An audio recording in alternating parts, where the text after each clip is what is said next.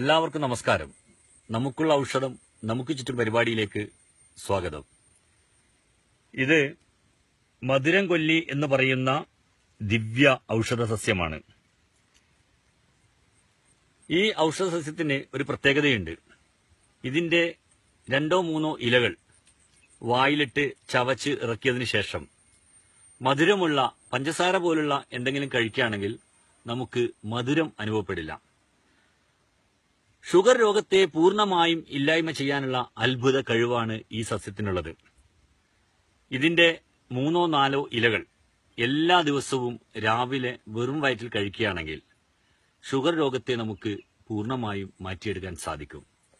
മരുന്ന് പ്രയോഗിക്കുന്നതിന് മുമ്പായിട്ട് വയറിളക്കുക, പൂർണ്ണമായും വെജിറ്റേറിയൻ ഭക്ഷണം മാത്രം കഴിക്കുന്ന ആളുകളായിട്ട് മാറുക, നാടൻ സാധനങ്ങൾ ഉപയോഗിച്ചുകൊണ്ട് മാത്രം പല്ല് തേക്കുക. എല്ലാവർക്കും നന്ദി, നമസ്കാരം.